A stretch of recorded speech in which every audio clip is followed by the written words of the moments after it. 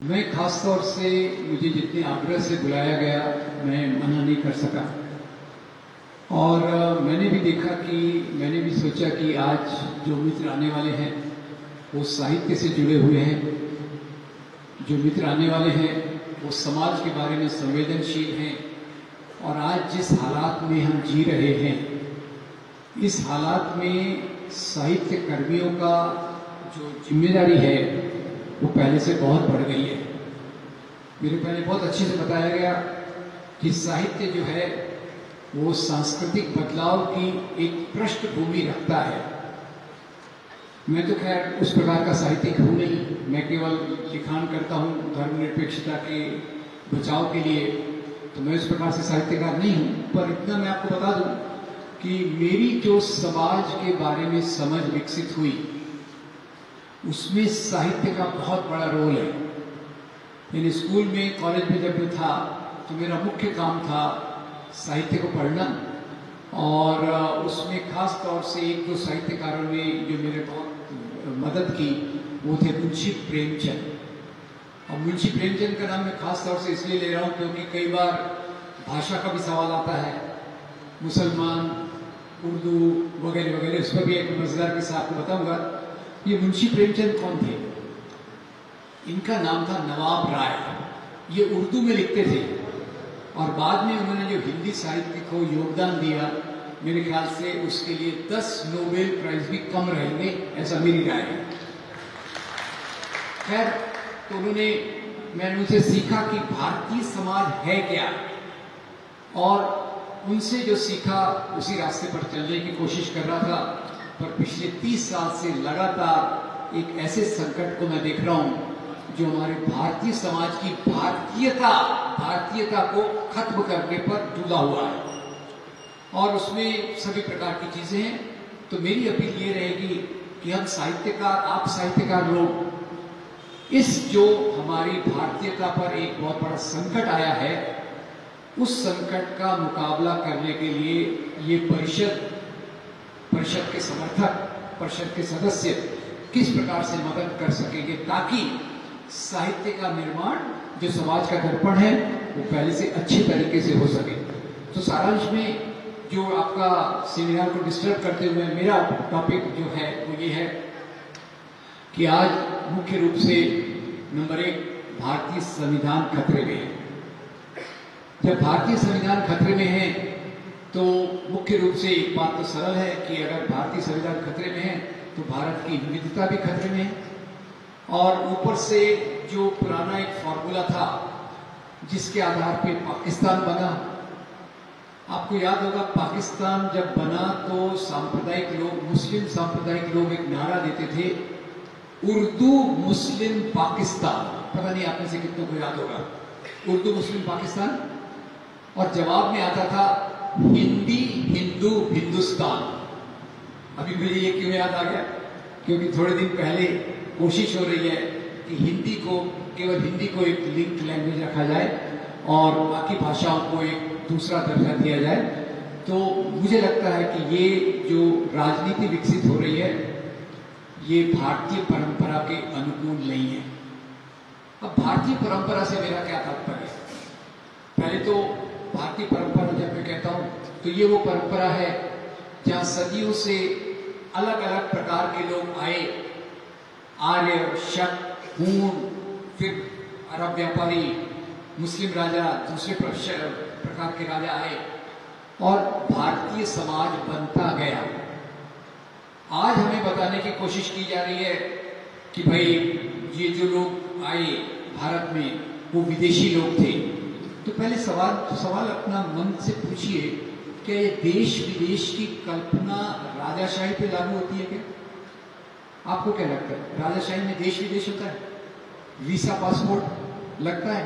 नहीं लगता। राजा का कोई डिफाइंड बाउंड्री है, कोई यूनाइटेड नेशंस है कि शिवाजी महाराज केवल पूना तक राज करेंगे? नहीं भाई, शिवाजी महाराज जितनी उनकी ताकत है उतना अपने राज्य को बढ़ाएंगे। औरंगजेब का जितना साम्राज्य है वो अपने राज्य को बढ़ाएगा। इधर से चोला राजा जाके सिलोन पे राज्य करेंगे, मलेशिया पे आक्रमण करेंगे। तो राजाशाही एक अलग प्रकार का समय था। ये बात को मैं इसलिए ला रहा हूं कि आज हमारे दिमाग में बहुत बड़ा कंफ्यूजन है, और वो कंफ्यूजन के आधार पे हमारा जो भ्रम है उसके आधार पे हमारे समाज की राजनीति थोड़ी पीछे धकेली जा रही है।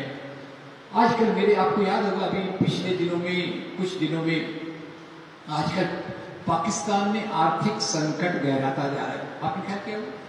मैंने इसमें थोड़ा सा एक लिखा भी था कि पाकिस्तान में अभी जो आटा है वो 130 रुपए किलो हो गया है, और जो रोटी है वो 30 रुपए की एक रोटी। एक परिवार को लगती है 10 रोटी, एक परिवार की एवरेज इनकम है 500 रुपया। थोड़ा गणित कीजिए, एक परिवार को डेली इनकम है 500 रुपया, 10 रोटी लगती है, एक रोटी 30 रुपए की, तो 300 रुपए की तो रोटी हो गई, बाकी क्या खाएंगे? ये आप जरा सोचिए। तो ये पाकिस्तान का संकट मैं क्यों बता रहा हूं? इसके 6 महीने पहले श्रीलंका में एक संकट हुआ था, याद होगा आपको? वो तो खैर मिस नहीं कर सकते, लोगों ने कैसे उठाव किया, प्रधानमंत्री का जो प्राइवेट घर था वो जला दिया, रण सिंह के जो भी नाम था उसका, उसको जला दिया, और वो सब संकट आया। श्रीलंका का भी मैंने स्टडी किया तो क्या पता चला, श्रीलंका ने शुरू से 1950 से बुद्धिस्ट सिंहला नाम से राजनीति की। हम तो बुद्ध धर्म को बहुत महान मानते हैं, बुद्ध धर्म बहुत महान है, मैं कहूंगा हर एक धर्म बहुत महान है, और जब धर्म के नाम की राजनीति होती है उससे खराब कोई चीज नहीं हो सकती। सेना को बर्बाद किया तो बुद्ध धर्म की राजनीति ने, पाकिस्तान को बर्बाद कर रहा है तो इस्लाम के नाम की राजनीति, और भारत को कोई बर्बाद करेगा तो वह है हिंदू धर्म के नाम की राजनीति। वार्निंग दे रहा हूं मैं, हिंदू धर्म से मेरा कोई विरोध नहीं है। मैं मानता हूं भारत का सबसे बड़ा महापुरुष पिछली 2 शताब्दियों में जो हुआ वो सबसे ग्रेट महान हिंदू था, मोहनदास करमचंद गांधी। उसकी बहुत आलोचना आप कर सकते हैं, उससे महान व्यक्ति आपको पिछली 2 शताब्दी में भारत का दुनिया में नहीं मिलेगा। और वो एक कहता था, मैं एक सनातनी हिंदू हूं, अपने धर्म के लिए मैं अपनी जान तक दे सकता हूं। बाकी है, मैं रुक गया। मैं एक सनातनी हिंदू हूं, अपने धर्म के लिए मैं अपनी जान तक दे सकता हूं। और आज क्या हो रहा है? लोग धर्म के लिए जान दे रहे हैं या धर्म के नाम पर जान ले रहे हैं? क्या हो रहा है? क्या हो रहा है? जान ले रहे हैं। ये फर्क है। गांधी आगे कहते हैं, मेरा धर्म मेरा निजी मामला है। जहां तक उस राज्य सत्ता का सवाल है जिसके निर्माण के लिए मैं काम कर रहा हूं, वो राज्य सत्ता ना आपके धर्म ना मेरे धर्म द्वारा चलेगी। और इसी के साथ एक दूसरे व्यक्ति की भी मुझे याद आती है, जो भी उतनी काफी महानता से इस बात को कहते थे, उनका नाम था मौलाना अबुल कलाम आजाद। मेरे पहले बताया उन्होंने, वो अकेले थे, हमारे मित्र ने बताया, उन्होंने अकेले थे, पर उनकी महानता को देखिए। मैं उनसे काल्पनिक इंटरव्यू ले रहा हूं, इंटरव्यू काल्पनिक, टाइम मशीन का यूज करके।